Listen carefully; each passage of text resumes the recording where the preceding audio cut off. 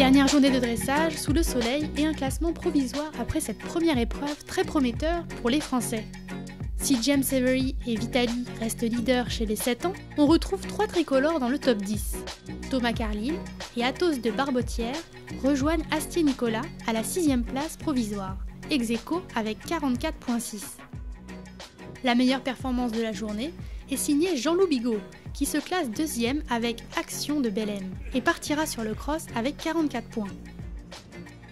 Chez les 6 ans, Thomas Carlyle et Mathieu Lemoine sont en embuscade derrière Izzy Taylor, toujours première au classement. Respectivement à la 5e et 7e place, il ne faut plus encaisser de points pour espérer un podium.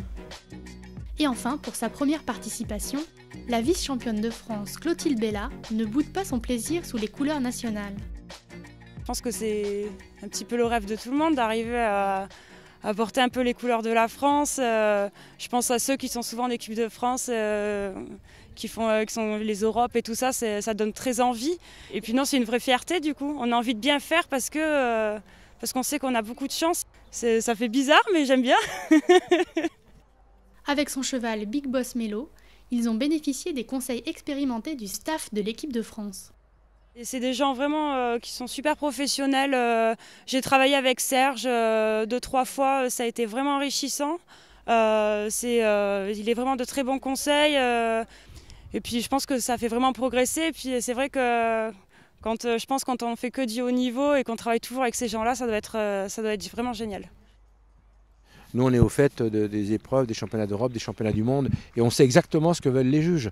Donc, mon job, moi, c'est ça, sur les concours, c'est de les préparer, de les mettre. J'ai 2 jours, 3 jours seulement, et j'essaye de leur donner plus d'informations pour pouvoir les présenter au mieux devant les juges. Et devant les juges, le jeune couple ne démérite pas. Ils obtiennent la 16e place après une épreuve à 46,9. Le cheval est plutôt intéressant, un cheval qui bouge bien, qui est très élastique, souple, agréable à regarder, qui attire l'œil, forcément. Elle débute à ce niveau-là, et quand on a un cheval de cette qualité-là, c'est sûr qu'on ne peut que progresser.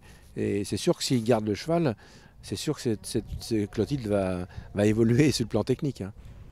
Vu sa qualité, si moi je continue de progresser avec, comme on fait depuis le début de l'année, j'espérerais aussi peut-être faire les 7 ans l'année prochaine. Puis qui sait, si jamais je le garde, que faire mon premier 3 étoiles avec, ce serait une vraie fierté.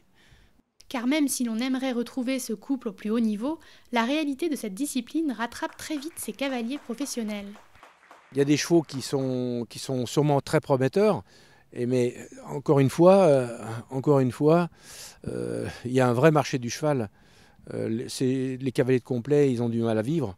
Donc pour vivre, ils ont besoin aussi de commercer. Et quand ils ont des bons chevaux, il y en a pas mal qui s'en vont à l'étranger. C'est un peu frustrant, c'est sûr. Alors il faut souhaiter qu'il y a des gens qui investissent sur des bons chevaux comme ça, qui les gardent, qui les laissent aux Français.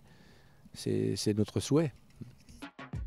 Des objectifs de haut niveau qui dépendent des relations éleveurs-cavaliers, un peu de chauvisme français avant la nécessité du commerce de chevaux, et pourquoi pas. Même si le talent ne suffit pas, après tout, cette équipe de France est championne olympique. Preuve que nos cavaliers français ne sont pas uniquement bons dans la préparation de champions.